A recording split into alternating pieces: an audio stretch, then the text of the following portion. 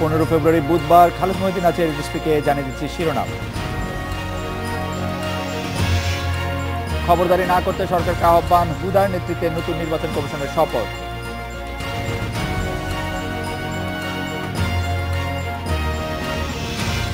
বারো অস্ত্রধারী ছিনতাই চক্র সক্রিয়, বিএনপি নতুন ইউনিট ছাড়া ঠেকানো দুঃসাধ্য।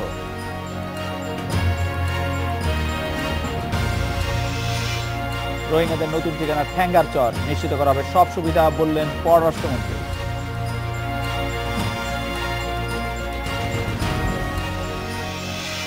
সংবিধান ও আইনের বাইরে কোনো প্রভাব প্রশ্রয় দেবে না নির্বাচন কমিশন। ইসির কাজে কোনো খবরদারি না করতে সরকারের প্রতি আহ্বান জানিয়েছেন প্রধান নির্বাচন কমিশনার কে এম নুরুল হুদা। শপথ নেওয়ার পর প্রথম সংবাদ সম্মেলনে তিনি আহ্বান জানান। নিরপেক্ষ দায়িত্ব পালনের অঙ্গীকার করে তিনি বলেন, সব দলের আস্থা অর্জনে কাজ করবে নির্বাচন কমিশন।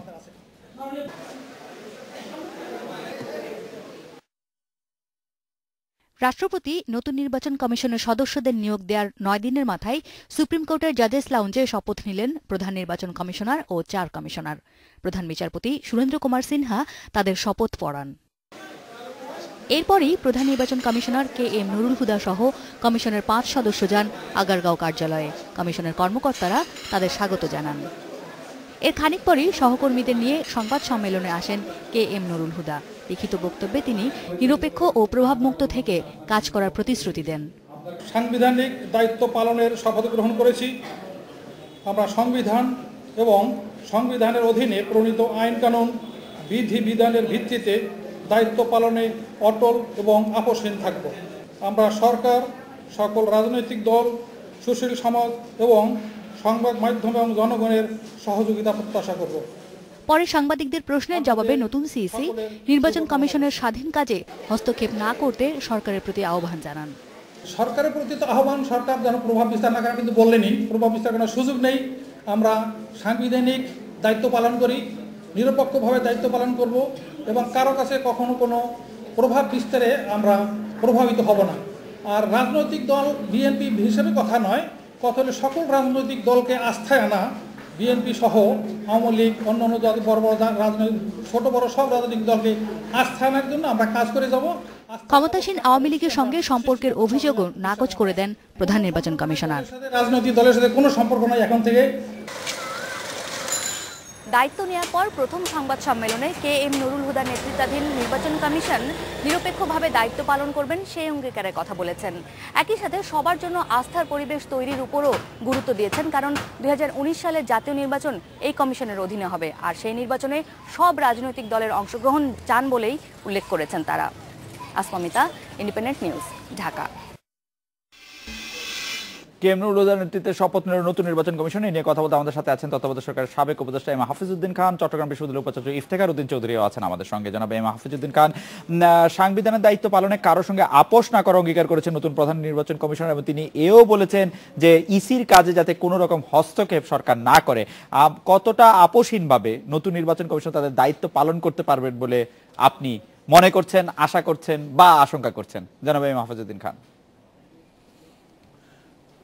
দেখুন, আমি তো প্রথম কথা হলো, আমি যারা এখন নির্বাচন কমিশনে গেছেন তাদের কাউকে চিনি না, চিনতাম না, নামও কোনো শুনে, শুধু মাহবুব তালুকদার নাম শুনেছিলাম, কিন্তু চাকরি জীবনে তার সঙ্গে কোনো দেখা হয় নাই, পরিচয় হয় নাই, কথা হয় নাই।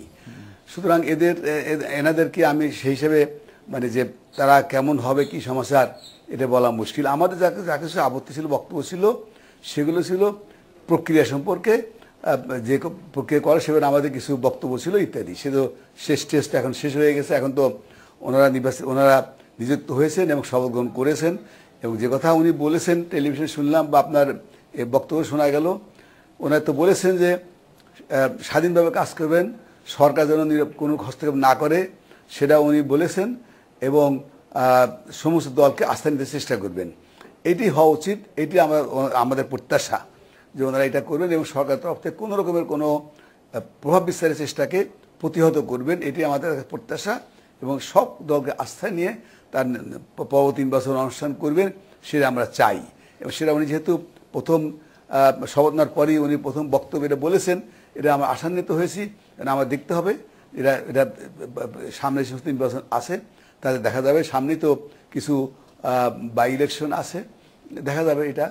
তো আমরা আশা করব যে যেভাবে উনি বললেন তাতে আমাদের মনে একটা আস্থার ভাব আমার সৃষ্টি হয়েছে, আমার সে দেখতেছে, কার্য দেখতে চাই। জনাব হাফিজউদ্দিন খান, আপনি অনেকদিন চাকরিতে ছিলেন, উচ্চ পদে কাজ করেছেন, সাংবিধানিক পদে ছিলেন। আমি আপনার কাছ থেকে জানতে চাইবো যে যেটিকে বলে হচ্ছে যে ফেসিয়াল এক্সপোজার বা যেটি হচ্ছে বডি ল্যাঙ্গুয়েজ, তাতে কি জনাব কে এম নুরুল হুদাকে আজকে প্রথম সংবাদ সম্মেলনে কনফিডেন্ট এবং সিনসিয়ার মনে হলো? আপনি দেখেছেন কিনা জানি না আমি সংবাদ সম্মেলনটি। মোটামুটি ভাবে কথা শুনতে ভালো লাগলো, আমি বললাম জি। যে কথা শুনে ভালো লেগেছে আমার, যে যেভাবে উনি বললেন নিজের থেকেই, এ তো তাকে প্রশ্ন করেন, উনি নিজে থেকেই বললেন যে উনি নিরপেক্ষভাবে কাজ করবেন, সরকারের কোনো হস্তক্ষেপ উনি অ্যালাউ করবেন না এবং সব রাজনৈতিক দলকে উনি আস্থায় নেবেন। এটা তো অত্যন্ত জরুরি, এই তিনটা জিনিসই খুব জরুরি। তো এটা ওনার টেলিভিশনে যেটুকু দেখলাম তাতে আমার মনে হয়, আমার মনে আশার জন্মেছে হয়তো সেভাবে কাজ করবেন। অতীতে কী হয়েছে না হয়েছে উনি সেটাও বলেছেন যে সেগুলো কোনো পয়েন্ট নয়, উনি নির্বাচন সঠিকভাবে তার দায়িত্ব পালন করবেন। সাবেক দায়িত্ব উনি শপথ নিয়েছেন, শপথের মর্যাদা রক্ষা করবেন বলে উনি আমাদেরকে আশার বাণী শুনিয়েছেন। জনাব এম হাফিজউদ্দিন খান, আমি আবার চাকরিকালীন সময়ে আপনার কাছ থেকে আরো দুটি বিষয় একটু জানতে চাইবো। যে তিনি, আমরা দেখেছি যে বিএনপির আমলে ফরিদপুর এবং কুমিল্লার মতো বড় বড় দুটি জেলায় পরপর দুবার ডিসি ছিলেন এবং তার সাথে জনতার মঞ্চের এক ধরনের সম্পৃক্ততা ছিল বলে বিএনপি দাবি করছে। আমরা যদি তিনি যে ডিসি ছিলেন এই বিবেচনায় টা যদি ধরি এবং পরবর্তীতে বিএনপি সরকার এসে তাকে চাকরি থেকে ওএসডি করে রেখেছিল, তিনি আবার আদালতে গিয়ে সেটি ফেরত পেয়েছেন, এই বিবেচনা কি বলা যায় যে তিনি আসলে কোনো একটি নির্দিষ্ট পক্ষের লোক নন? সেটি কি বলা যায় কিনা চাকরির রেকর্ড অনুযায়ী? এখন এটা একটা জিনিস হলো যে বিএনপির আমলে যাদের চাকরি থেকে ওএসডি করা হয়েছিল কিংবা কম্পালসারি রিটায়ারমেন্টে পাঠানো হয়েছিল, এনাকে বোধহয় কম্পালসারি রিটায়ারমেন্টে পাঠানো হয়েছিল, সেগুলো বিএনপি সরকার যাদেরকে পক্ষদুষ্ট মনে করেছে তাদেরকে এটা করেছে। এখন ওনার অতীত আমি জানি না, বলতে পারবো না উনি কুমিল্লা ডিসি ছিলেন বা আর কোন ডিস্ট্রিক্টের ডিসি ছিলেন বা তারপর জয়েন্ট সেক্রেটারি হিসেবে কর্মরত ছিলেন একাধিক মন্ত্রণালয়ে। আমি যেহেতু আমার কোনো সময় দেখা হয়নি, তার নাম করে শুনি নাই আমার চাকরি জীবনে। এবং উনি তো চাকরি থেকে উনি চলে গেছেন হলো 2002 সাল না 3 সালের দিকে। হ্যাঁ, 2001 সালে তাকে ওএসডি করা হয়, 2002 বা 3 থেকে বাধ্যতামূলক অবসর। জি, আমরা তখন বাইরে আমরা রিটায়ার করে চলে গেছি, সেজন্য চাকরির জীবনে তার সঙ্গে কোনো আমাদের কোনো ইন্টারাকশন হয় না, যোগাযোগ হয়, নামও কোনো শুনি নাই।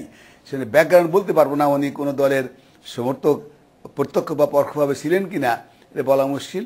তবে বিএনপি যাদেরকে চাকরি থেকে বরখাস্ত করেছিল, বরখাস্ত অনেক সময় কম্পালসারি রিটায়ারমেন্ট করেছিল বা ওই করে রেখেছিল, তাদের সাথে বিএনপির অভিযোগ যে তারা আওয়ামী লীগের লোক বা মঞ্চের সমর্থক ছিলেন। রাইট।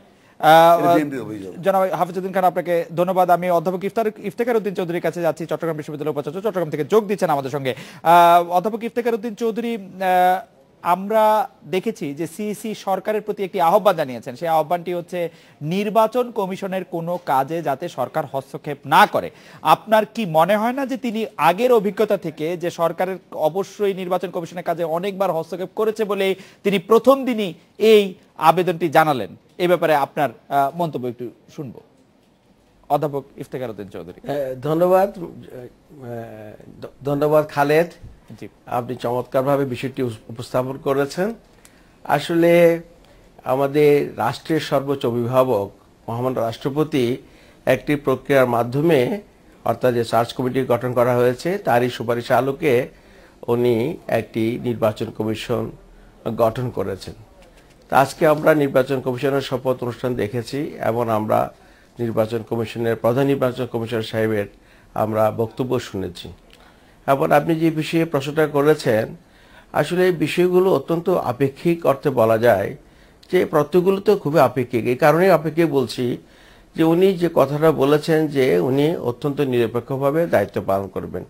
তা আমি ব্যক্তিগতভাবে খুব আশাবাদী মানুষ, যেহেতু মহামান্য রাষ্ট্রপতি অনেক যাচাই বাছাই একটা প্রক্রিয়ার মাধ্যমে ওনাদেরকে সিলেক্ট করেছেন এবং উনি আজকে যেভাবে কথাগুলো বলেছেন, আমি আশাবাদী এই কারণেই যে উনি একটি নিরপেক্ষ বা সুষ্ঠু নির্বাচন পরিচালনার জন্য যা কিছু ওনার নৈতিকতা, সততা, দক্ষতা, যোগ্যতার প্রমাণ দেওয়ার সুযোগ এসছে এবং সকলকে আস্থা নিয়ে যে স্যার আমি একটি জিনিস বলতে চাই যে আমরা যেমন চট্টগ্রাম বিশ্ববিদ্যালয়ে যদি আমি পরীক্ষা দিতে নেই আমি কোনোদিন এই কথা বলতে পারবো না যে এর পরের বার পরীক্ষায় যেন আমি বই না খুলে পরীক্ষা দেওয়ার একটি পরিবেশ পাই, কারণ পরীক্ষা ওরকমই হওয়ার কথা। আমাদের সংবিধান মতে নির্বাচন কমিশনের কোনো কাজে সরকারের হস্তক্ষেপ করার কথাই না। এই কথাটি যখন তিনি বলেন তখন এটি মনে হয় কিনা যে আমরা সবাই খুব আশঙ্কা করছি যে সরকার এই কমিশনের উপর হস্তক্ষেপ করবে। আমার প্রশ্ন এটি প্রফেসর ইফতেখার উদ্দিন চৌধুরী। প্রশ্নটা আসলে না এই জন্য জি জি না ধন্যবাদ। আসলে প্রশ্নটি যদিও একটু অত্যন্ত আমি বলবো দুরূহ উত্তরটা এই কারণে যে সরকার অনেক সহযোগিতা তো প্রয়োজন হবে। যেমন যখন নির্বাচন চলাকালীন সময়ে সরকারের আইন শৃঙ্খলা রক্ষাকারী বাহিনী রয়েছেন, অন্যান্য বাহিনী রয়েছে, সংস্থা রয়েছেন, প্রত্যেকটি সংস্থার সহযোগিতায় তিনি একটি সুন্দর সুষ্ঠু নির্বাচন পরিচালনা করবেন। সেক্ষেত্রে সরকারের কাছে তো ওনার ওই বিষয়গুলো সম্পর্কে ওনাকে যেতে হবে এবং সেখানে যদি উনি সেই ব্যত্যয় ঘটে বা সেরকম সরকারের যে সরাসরি সহযোগিতা না পেয়ে থাকেন তখন উনি বিষয়গুলোকে তুলে আনবেন। তখন আমরা নিজেরাই বুঝতে পারবো বা দেশের জনগণ জানতে পারবে যে সরকার তাকে কতটুকু সহায়তা করছেন বা কতটুকু করছেন না। প্রফেসর ইফতেখার উদ্দিন চৌধুরী আরেকটি বিষয় একটু আমাদের সম্পর্কে জানতে চাই যে সরকার নির্বাচন কমিশনকে কতটুকু সহযোগিতা করছেন বা করছেন না এবং কোন কোন জায়গায় আসলে নির্বাচন কমিশনের কাজে হস্তক্ষেপ করছেন এটি জানতে হলে গণমাধ্যমকে স্বাধীনভাবে তার দায়িত্ব পালন করতে হবে। আপনার কি গণমাধ্যমের উপর এই আস্থা আছে কিনা যে গণমাধ্যম তার দায়িত্ব স্বাধীনভাবে পালন করতে পারবে? প্রফেসর ইফতেখার উদ্দিন চৌধুরী। জি ধন্যবাদ। আসলে আমি গণমাধ্যম আপনি যেটা কাজ করছেন তা আমাদের মনে হয় গণমাধ্যমের আস্থা রাখাটা অত্যন্ত স্বাভাবিক, কারণ গণমাধ্যম হচ্ছে ওয়াচডগ, যারা হচ্ছে আমরা বলি শেডুল গভর্নমেন্ট যে কনসেপ্টটা আছে, গণমাধ্যম কিন্তু পৃথিবীর প্রায় প্রত্যেক জায়গায় এই দায়িত্বটুকু তারা পালন করছেন। কিন্তু প্রশ্ন হচ্ছে কতটুকু কোন গণমাধ্যম কিভাবে দায়িত্বশীলতার সাথে এবং নিরপেক্ষভাবে দায়িত্বটুকু পালন করছেন। আপনি খালেদ, আমি অত্যন্ত সম্মানের সাথে আপনাকে দেখি, আপনি অত্যন্ত নিরপেক্ষ বিষয়গুলোকে দেখার চেষ্টা করেন, কিন্তু আমি কি সকলকে আশা করতে পারি যে আপনার মতো খালেদ সব চ্যানেলে সব ধরনের মাধ্যমে একই নিরপেক্ষতা নিয়ে কাজ করছেন বা কোনো পক্ষপাত দুষ্ট হচ্ছেন না, এটাকে আমি একেবারে চূড়ান্তভাবে বলতে পারি। কিন্তু আপনি সেই বাছাইটি কিভাবে করবেন স্যার? আপনি বাছাই কিভাবে করবেন? আপনার যাদের পছন্দ হবে না তাদেরকে কি আপনি বন্ধ করে দেওয়ার সুপারিশ করবেন? আপনার যে আপনার বিপক্ষে যাবে সেটা না, আমার তো হচ্ছে ওখানে যে উপস্থাপনের মাধ্যমে আমরা বুঝে নেব যে আমি আপনাকে কেন বলছি। বা অনেক অনেক মিডিয়াতে অনেকভাবে তারা যৌক্তিক এবং বস্তুনিষ্ঠভাবে তারা সংবাদ পরিবেশন করছেন এবং তারা যেগুলো করছেন জনগণ যেগুলো মনে করে যে আসলে কি নিরপেক্ষ বস্তুনিষ্ঠ সংবাদ পরিবেশন করছেন, মিডিয়া যেগুলো বস্তুনিষ্ঠভাবে এই বিষয়গুলোকে পর্যালোচনা করছেন, তখন জনগণের মধ্যে একটা আস্থা জন্মায় যে এই মিডিয়াটা বোধহয় আসলে নিরপেক্ষ, মানে মিডিয়ারও আসলে অনেক রেসপন্সিবল ভূমিকা পালন করতে হবে। প্রফেসর ইফতেখার উদ্দিন চৌধুরী, আপনাকে অনেক ধন্যবাদ, আপনি আমাদের সঙ্গেই থাকবেন। জনাব হাফিজউদ্দিন খান, আপনিও আমাদের সঙ্গে থাকবেন। আমরা বিরতি নিয়ে এসে আপনার কাছে একটি প্রশ্নের উত্তর জানতে চাইবো। সেটি হচ্ছে যে আমরা আপনাকে একজন রাজনৈতিক বিশ্লেষক, অনেক সময় আপনি অনেক বিষয়ে আপনি বলেছেন খোলামেলা অনেক কথা। আমি আপনার কাছে একটি বিষয় বুঝতে চাইবো, আপনি কি মনে করেন যে বিএনপি আগামী জাতীয় নির্বাচনে অংশ নেওয়া তার জন্য উচিত হবে কিনা, বা কোন পর্যায়ে গেলে বিএনপির জাতীয় নির্বাচনের যাওয়া উচিত হবে, এই বিষয়ে একটু আপনার মন্তব্য শুনবো। প্রফেসর ইফতেখার উদ্দিন চৌধুরীর কাছেও আসবো অন্য একটি প্রশ্ন নিয়ে। বিরতি নিচ্ছি, ফিরছি একটু পরে।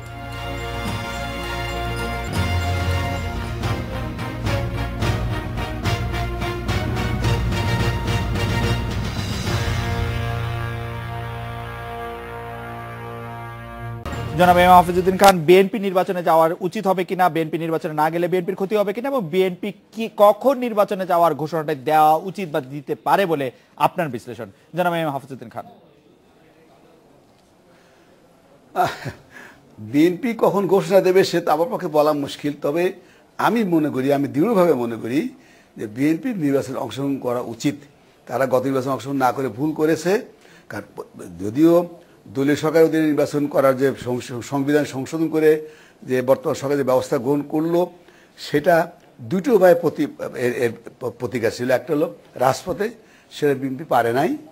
আজ আরেকটা হলো উইথ প্রোটেস্ট ইলেকশনে যাওয়া, তো সেটা তারা করে নাই। তো এখন তার পার্টির অনেক ক্ষতি হয়েছে আমি মনে করি, এবং এখন যদি তারা ইলেকশনে না যায় তাহলে আরেকটা ভুল করবে। আমি বলি আন্ডার এনি সার্কামস্ট্যান্সেস যাই হোক না কেন ইলেকশনে যাওয়া উচিত। যদি বর্তমান নতুন নির্বাচন কমিশনকে পক্ষপাতদুষ্ট মনে হয় তাহলেও নির্বাচন করে, কারণ তার মানুষ যেমন আমরা বুঝেছি যে এই যে রকিব কমিশনের অধীনে যে সমস্ত উপজেলা নির্বাচন হয়েছে, সিটি কর্পোরেশন নির্বাচন হয়েছে বা বাই ইলেকশন সমস্ত হয়েছে, সেখানে আমরা মিডিয়া থেকে দেখেছি কী ধরনের কারচুপি হয়েছে, ব্যালট বক্স ছিনতাই হয়েছে, তারপরে ব্যালট পেপার সিল মারা হয়েছে, কিন্তু আপনারা দেখিয়েছেন, টেলিভিশনে আমরা দেখেছি। সুতরাং মানুষ দেখেছে, দেশবাসী দেখেছে, বিশ্ববাসী দেখেছে। সেরকম নির্বাচন যদি আবার হয় মানুষ বুঝবে, দেশবাসী বুঝবে, বিশ্ব মানুষ দেখবে, সকল গণতান্ত্রিক আমি দেশি গণতান্ত্রিক দেশ এটা দেখবে, বুঝবে। সেজন্য আমার মনে হয় নির্বাচনে অংশগ্রহণ করা উচিত এবং উইথ প্রোটেস্ট। ঠিক আছে, আমরা দলীয় সরকার নির্বাচন করতে চাইনি, কিন্তু যেহেতু আমরা বাধ্য হচ্ছি আইনগত কারণে, সঙ্গে আমাদের করা উচিত হবে। অধ্যাপক ইফতেখার উদ্দিন চৌধুরী, আমরা নির্বাচন কমিশনের দায়িত্ব নিয়ে কথা বলছি, আমরা সরকারের দায়িত্ব নিয়ে কথা বলছি নির্বাচন সুষ্ঠুভাবে পরিচালনা করার জন্য, সাংবাদিকতার দায়িত্ব নিয়েও আপনি কথা বললেন। স্যার, আমার জানার আগ্রহ হচ্ছে এই মুহূর্তে যদি নির্বাচন হয় তাহলে যারা শিক্ষকরা আছেন, আমি যদি আরো স্পেসিফিক জানতে চাই যে চট্টগ্রাম বিশ্ববিদ্যালয়ের উপাচার্য হিসেবে আপনার দায়িত্ব কি থাকবে? আপনি কি কোন একটি নির্দিষ্ট দলের পক্ষে ভোট দিতে আহ্বান করবেন কাউকে? আপনি কি চাইবেন যে নির্বাচনটি নিরপেক্ষ হোক, বা আপনি কি করবেন আসলে, আমার বা আপনার দায়িত্ব কি হওয়া উচিত বলে আপনি মনে করেন? অধ্যাপক ইফতেখার উদ্দিন চৌধুরী। ধন্যবাদ খালেদ, এটি আরো মজার প্রশ্ন। আপনি দেখুন, একসময় কোন একজন বোধহয় রাজনীতি ব্যক্তিত্ব বলেছিলেন একমাত্র শিশু এবং পাগল ছাড়া কেউ নিরপেক্ষ না। আমি কিন্তু শিক্ষক হিসেবে যেটা দাবি করতে পারি, আমি অবশ্যই ভোট দেব, আমার যে ভোটের অধিকার রয়েছে আমি নিশ্চয়ই সেটা প্রয়োগ করব। কিন্তু কাকে ভোট দেব, কিভাবে দেব, কখন দেব, সেটা তো আমি নিশ্চিত করে এখন বলতে পারবো না। কিন্তু প্রশ্নটা হচ্ছে, আপনি নিশ্চয়ই জানেন মনীষী কার্ল মার্কস একটি ফলস কনসিয়াসনেস বলে ধারণা দিয়েছিলেন। অর্থাৎ আমরা কনসিয়াস, আমরা সচেতন কিন্তু ভুল সচেতন। আমরা আগে বলতাম যে আমার ভোট আমি দেবো, যাকে খুশি তাকে দেবো, কিন্তু আমার ভোট আগে যাকে খুশি তাকে দেবো বলে এমন লোককে দিয়ে দিচ্ছি যে আমার দেশের জনগণের কল্যাণে কোনো কাজ করতে পারবে না বা পাচ্ছে না। কিন্তু ওখানে সংযুক্ত হলো আমার ভোট আমি দেব, দেখে শুনে বুঝে দেব। দ্যাট ইজ দ্য রিয়েল, মানে ট্রু সেন্স যদি বলি, ওই বিষয়টা আমরাও বিবেচনা করব যে আমি শিক্ষক হিসেবে মনে করি আমি আমার নিরপেক্ষ তা অবশ্যই বজায় রাখবো, এবং কোনো দলপক্ষ হয়ে শিক্ষক হিসেবে এবং যেহেতু দায়িত্বে আছি আমি কোনো ভূমিকা রাখবো না, যেটাকে আমি নন পার্টিজান বলছি। আমার সমর্থন থাকতে পারে কোনো আদর্শের প্রতি, কোনো দলের প্রতি, কিন্তু আমি এই নির্বাচন প্রক্রিয়ায় অবশ্যই নন পার্টিজান থাকবো।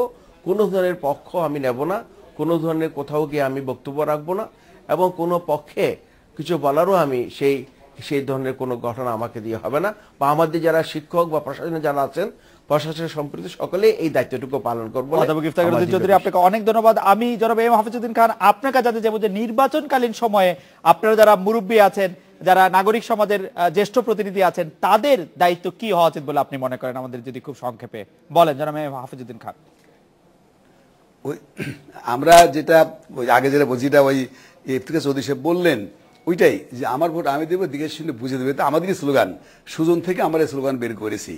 আমরা এইটাই চাইবো, এবং আমরা চাইবো যে যদিও এখন সাংবিধানিক কারণে দলীয় সরকারের অধীনে নির্বাচন হতে যাচ্ছে, তবুও যদি গতবার যে ধরনের প্রস্তাব মাননীয় প্রধানমন্ত্রী করেছিলেন সেটা অ্যারেঞ্জমেন্ট করা যায়, যে বা অন্যান্য গণতান্ত্রিক দেশে যেটা হয়, ইন্ডিয়াতে হয়, যেটা একটা অন্তর্বর্তীকালীন সরকার ক্ষমতা থাকে, পার্লামেন্ট ভেঙে দেওয়া হয়, তারাই নির্বাচনটা কন্ডাক্ট করেন, তারা রুটিন কাজের বাইরে কোনো কিছু করে না।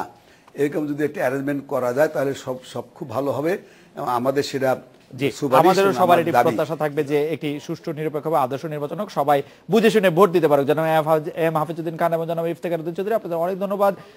এর স্পিকার একটি বিরতি নিচ্ছি, ফিরছি একটু পর।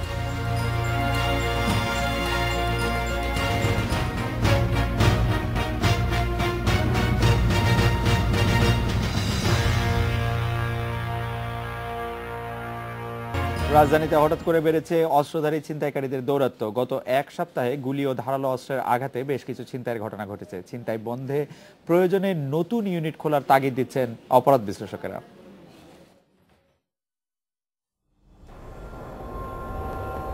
7ই ফেব্রুয়ারি রাজধানীর নিউ মার্কেট এলাকায় অস্ত্রের মুখে 12 লাখ টাকা ছিনতাই করে 3 যুবক।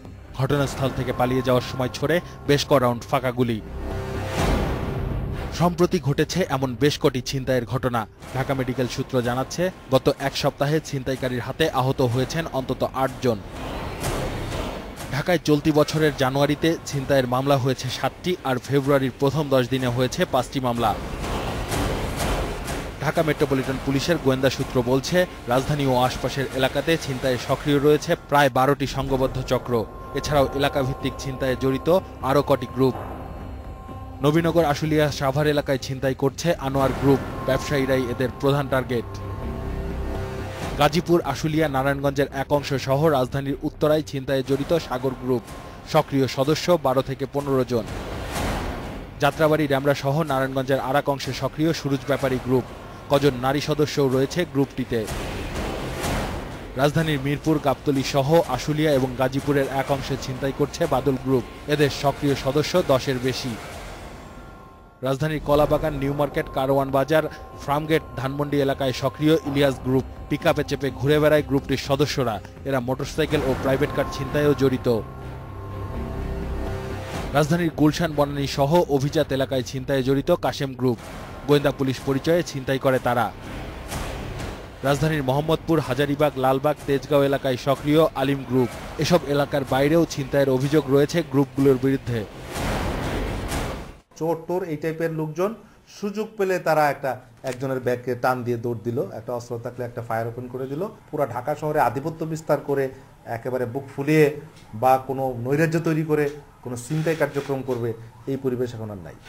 বেশ কিছু ডাকাতি, ছিনতাইয়ের ঘটনায় ধর্মীয় উগ্রবাদী সংগঠনের সদস্যদের জড়িত থাকার প্রমাণ মেলায় এ বিষয়ে আলাদা নজরদারির পরামর্শ অপরাধ বিশ্লেষকদের। এমপ্লয়মেন্ট, পভার্টি, ড্রাগ অ্যাডিকশন এসবের সাথে ছিনতাইয়ের একটা বড় রিলেশনশিপ থাকে। জঙ্গির বিষয়টাও থাকতে পারে, জঙ্গির অর্থায়ন হতে পারে। প্রয়োজনে ছিনতাই দমনে আলাদা ইউনিট গঠনের উপরও জোর দিচ্ছেন অপরাধ বিশ্লেষকেরা। আসিফ জামান সুমিত, ইন্ডিপেন্ডেন্ট নিউজ, ঢাকা। রাজধানীতে সক্রিয় 12 অস্ত্রধারী ছিনতাই চক্র নিয়ে কথা বলতে আমাদের সাথে আছেন ডিএমপির যুগ্ম কমিশনার কৃষ্ণপদ রায়। জনাব কৃষ্ণপদ রায়, রাজধানীতে হঠাৎ ছিনতাইকারীদের দৌরাত্ম্য বেড়ে যাওয়ার কি কারণ রয়েছে বলে আপনি মনে করছেন? ধন্যবাদ আপনাকে। ইতিপূর্বে আপনার রিপোর্টটিও আমি শুনছিলাম।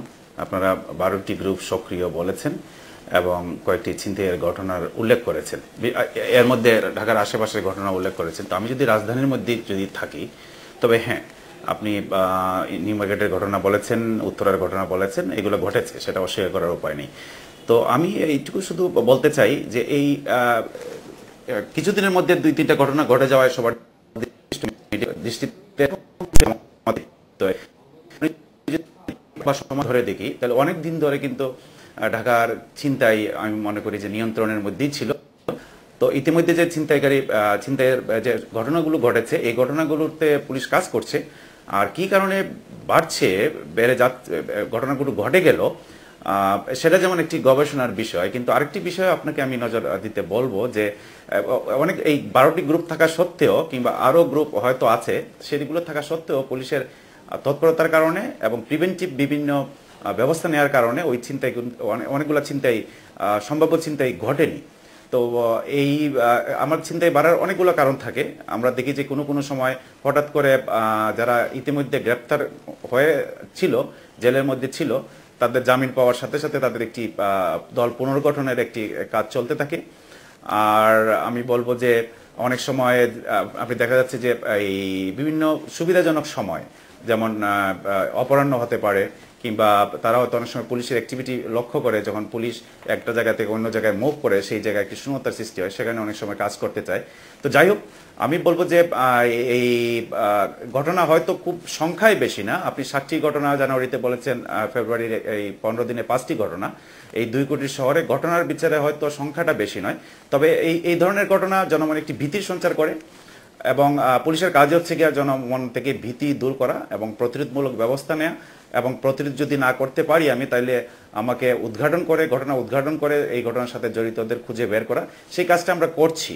বিশেষ করে নিউ মার্কেটের যে একটি ঘটনা এবং ইউনিভার্সিটিতে যে একটি ছিনতাই প্রচেষ্টার ঘটনা, এই ঘটনা কিন্তু আমাদের 3জন করে 6জন গ্রেপ্তার আছে, তদন্ত কার্যক্রম এগিয়ে যাচ্ছে। জি জনাব কৃষ্ণপদরা, আরেকটি বিষয় আপনার কাছে একটু জানতে চাইবো যে আপনি প্রতিবেদনটি দেখেছেন, আপনি বললেন যে প্রতিবেদনটিতে কেউ কোনো বিশ্লেষক এটি বলেছেন যে নতুন ইউনিট খোলা দরকার এই ছিনতাইকারীদের এই দৌরাত্ম্য থেকে ঢাকাবাসীদের মুক্তি দিতে।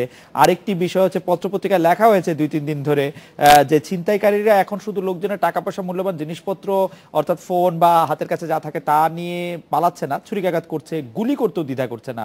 এই বিষয়টি সম্পর্কে আপনি একটু বলবেন কিনা? না, এই ঘটনাগুলো কিন্তু নতুন নয়। ঢাকায় যারা আমরা অনেকদিন ধরে আছি আমরা জানি এর চেয়ে বড় বড় ঘটনাও ঢাকায় ঘটেছে এবং এই পুলিশের সদস্যরাই এই ঘটনাগুলো নিয়ন্ত্রণ করেছে, তদন্ত করেছে এবং অপরাধীদের বিচারের আওতায় নিয়ে আসছে। তো পুলিশ কাজ করছে, আলাদা ইউনিট চট করে ঢাকার 2 কোটির এই জনবহুল শহরে 2-3টি ছিনতাইয়ের ঘটনার পরে আপনি আলাদা ইউনিট করে ফেলতে পারবেন কিনা, আমাদের এফোর্ড করার মতো সেই সক্ষমতা আছে কিনা, কিংবা আপনি একটি দীর্ঘদিনের যারা কাজ করছে একটি পেশাদার বাহিনীকে অস্বীকার করে আরেকটি সংগঠন আপনি সৃষ্টি করতে চান কিনা, সেটা তো আলোচনা যারা করছেন তারা কি ভেবে করছেন আমি জানি না। তো আমি বলবো যে এর চেয়ে অনেক বড় বড় ঘটনা আপনি জানেন বাংলাদেশ পুলিশ প্রতিরোধ করেছে, প্রতিকার করেছে, ঘটনা উদ্ঘাটন করেছে।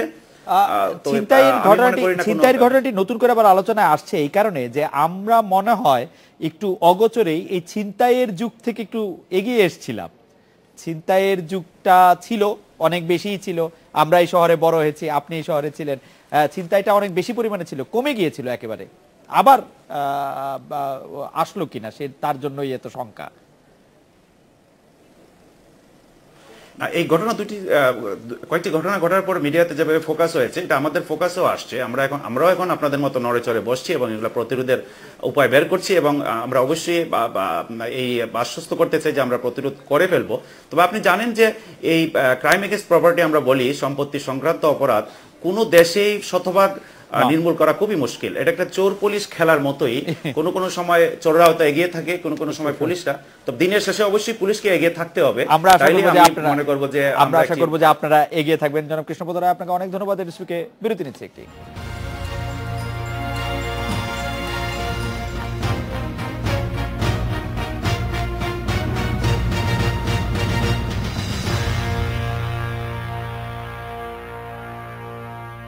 সব সুবিধা নিশ্চিত করে রোহিঙ্গাদের হাতিয়ার ঠ্যাঙ্গারচরে স্থানান্তর করা হবে বলে জানিয়েছেন পররাষ্ট্রমন্ত্রী AH মাহমুদ আলী। এই কাজে উন্নয়ন সহযোগী দেশগুলোর সহযোগিতা চেয়েছেন তিনি। এই বিষয়ে কথা বলতে আমাদের সাথে আছেন কক্সবাজার প্রতিনিধি তৌফিকুল ইসলাম। তৌফিক, কবে নাগাদ বা কতদিনের মধ্যে এই স্থানান্তর করা হতে পারে রোহিঙ্গাদের, এই বিষয়ে স্থানীয় প্রশাসন কিছু বলেছে কিনা?